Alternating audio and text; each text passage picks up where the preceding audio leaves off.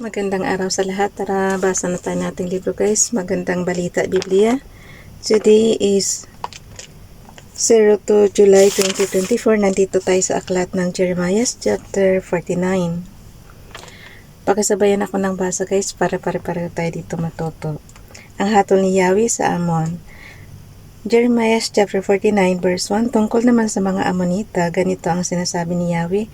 Wala bang mga anak na lalaki sa Israel, wala ba siyang tagapagmana? Kung gayoy, bakit inagawa ng mga sumasamba kay Milcom si Gad at nanirahan sila sa mga lungsod nito? Verse 2, kaya nga darating ang panahon na maririnig ng mga taga-Raba ang sigaw ng digmaan. Ang lungsod na ito ay iiwang wasak at susunugin ang mga nayon at mababalik sa Israel ang lupaing inagaw sa kanya. Ito ang sabi ni Yahweh. Verse 3, tumangis kayo mga taga-Heshbon sapagkat wasak na ang Ai. Umiyak kayo mga kababaihan ng Raba. Magsuot kayo ng damit panluksa at manangis kayo. Magpabalik-balik kayo na hinahampas ang sarili sapagkat ang Diyos-Diyosan ninyong si Milcom ay dadalhing bihag kasama ang kanyang mga pari at mga pinono. Pasensya na guys, pagaw na naman tayo. Malat na naman ang boses natin. Verse 4, huwag ninyong ipagyabang ang inyong mga lakas, kayong walang pananalig. Nagtiwala kayo sa inyong mga kayamanan. Ang sabi ninyo, walang maaring lumaban sa amin. Verse 5, padadalhan. Kung kayo ng katatakutan, kayo'y itataboy ng lahat ng nasa palibot ninyo, bawat isa'y tutugusin at walang magtitipon sa mga pugante. Verse 6, subalit pagkaraan nito ibabalik kong muli ang kayamanan ng mga Amonita, ang sabi ni Yahweh.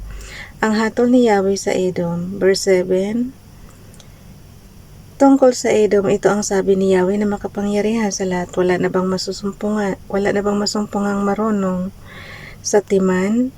Hindi na ba nagpapaayo ang mga tagapayo doon? Napawi na ba ang kanilang karunungan? Verse 8, mga taga-Didan, tumakas kayo at magtago, iparanas ko sa inyo ang kapahamakang inabot ni Esau nang siya'y aking parusahan. Verse 9, kung namimitas ng mga obas, tiyak na may naiiwan. Kung sumasalakay sa gabi ang mga magnanakaw, kinukuha lamang nila ang magugustahan. Verse 10, subalit inubos ko ang kayamanan ni Esau, inilantad ko ang kanyang mga taguan, kaya wala na siyang mapagtataguan kahit saan nilipol na ang kanyang mga anak, mga kapatid, gayon din ang kanyang mga kapitbahay. Verse 11, ako ang kakalinga sa inyong mga anak at nanaolila sa ama. Ang inyong mga babaeng balo ay makakaasa sa akin. Verse 12, sapagkat sabi ni Yahweh, kahit ang hindi nararapat parusahan ay paiinumin din sa baso ng kaparusahan. Sabi ko sa inyo guys, damay-damay Tingnan mo yung verse 12. Sapagkat sabi ni Yahweh, kahit ang hindi nararapat parusahan ay paiinumin din sa baso ng kaparusahan. Unfair naman yan, Father God. Kayo lamang ba ang hindi paparusahan? Hindi. Dapat din kayong uminom. Verse 13, isinumpa ko sa aking sarili na ang Busra ay magiging katatakutan, isang disyerto, tampulan ng paghamak, at gagamitin sa pagsumpa. Ang lahat ng nayon sa palibot nito ay manatiling wasak habang panahon. Akong si Yahweh ang nagsasabi nito. Verse 14, narinig ko ang pahayag na ito ni Yahweh, pinapunta niya sa mga bansa ang isang sugo upang sabihin, magsama-sama kayo at salakayin siya, humanda kayong makipagdigma. Verse 15, ikaw ay gagawin niyang mahinang bansa, tampulan ng paghamak ng lahat. Verse 16, dinaya kayo ng inyong kapalaluan at kataasan. Walang natatakot sa inyo tulad ng akala ninyo. Kayo na nakatira sa mga guwang ng kabatutan at nagkukuta sa mataas na kaburulan, ngunit gumawa man kayo ng inyong pugad sa dakong mataas gaya ng agila, kayo'y aking ibababa. Ito ang salita ni Yahweh. Verse 17, sinabi pa ni Yahweh, ang Edom ay magiging malagim na tanawin, mangingilabot at masisindak ang lahat ng magdaraan doon. Verse 18, siya ay ibinagsak gaya ng Sodoma at Gomora at mga kalapit na bansa.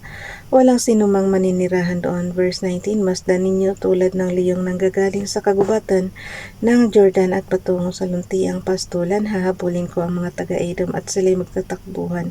Pamamahalaan sila ng sinumang pinunong aking pipiliin. Sino ang katulad ko? Sino ang aking kapantay? Sinong pinuno ang makakalaban sa akin? Verse 20, kaya pakinggan ninyo ang buong layunin ni Yahweh laban sa Edom at lahat ng kanyang balak laban sa taga-Timan. Pati ang maliliit na bata ay kukunin at masisindak ang lahat. Verse 21, sa tindi ng pagbagsak ng Edom ay mayayanig ang daigdig, tatangis ang lupa at maririnig hanggang sa dagat na pula. Verse 22, ang kaaway ay lulusob sa Bosra parang isang agila na biglang mandaragit sa araw na iyon matatakot ang makawal ng Edom. Tulad ng pagkakatakot ng isang babaeng malapit ng manganak. Ang hatol sa Damasco. Jeremiah chapter 49 verse 23 tungkol sa Damasco, ito naman ang sabi ni Yahweh, nagugulo ang Hamat at ang Arpad sapagkat nakarinig sila ng masamang balita. Magkaiba ba guys ang Hamas tsaka Hamat?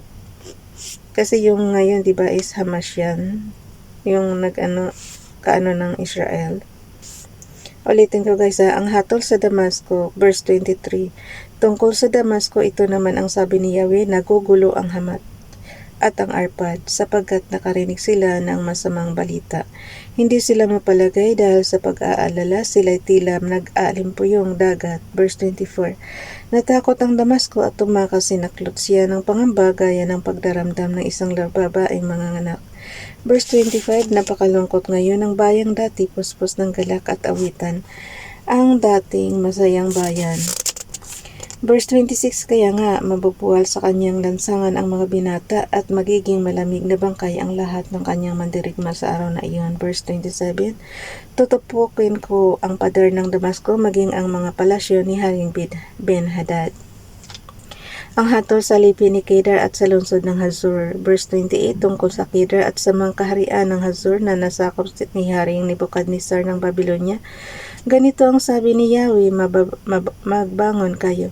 Ang ipinagtaka ko talaga guys, paano ka masasakop kung napakarami niyong mamamayan dyan, tapos sila dadayo lang sa inyo para kayo sakupin. Parang hindi ba lalaban yung mga nakatira doon? Yung kung bago sa sako. Kaya nga lang kasi ito pa siya kasi ito ni Father God, kaya ayun nangyari. Pero kung sa generation natin ngayon guys, tapos may lulusob, di ba natin kayang labanan kasi mas marami tayo kaysa yung lulusob. Kasi di ba bago sila makarating sa atin is ilang miles ang daraanan nila. Okay, ulitin ko. Verse 28. Tungkol sa Kedar at sa mga kaharian ng Hazor na nasakop ni Haring Nebukadnezar ng Babylonia, ganito ang sabi ni Yahweh. Magbangon kayo, salakayin ninyo ang Kedar, lipolin ninyo ang mga naninirahan sa silangan. Verse 29.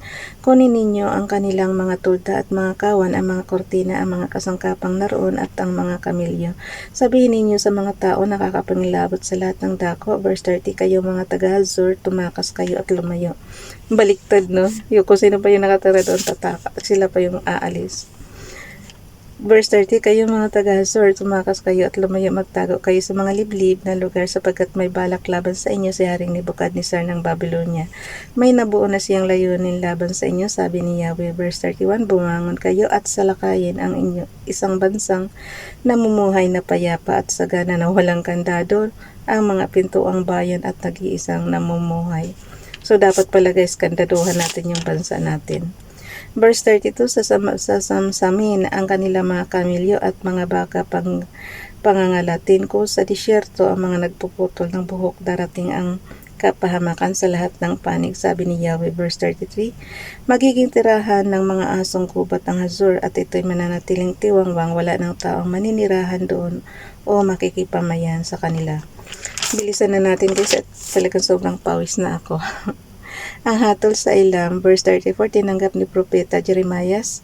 Verse 34 na to, Jeremiah chapter 49, verse 34, tinanggap ni Propeta Jeremiah ang pahayag ni Yahweh tungkol sa Elam nang magpasimulang maghari si Zedekias sa Judah. Verse 35, Ganito ang sabi ni Yahweh sa makapangyarihan sa lahat, babaliin ko ang pana ng ilam, ang pangunahing sandatang sa gisag ng kanilang lakas. Verse 36, paihipin ko ang hangin mula sa lahat ng panig ng kalangitan at pangangalatin ko sila sa lahat ng dako. Verse 37, masisindak ang mga taga-ilam sa harap ng kanilang kalaban.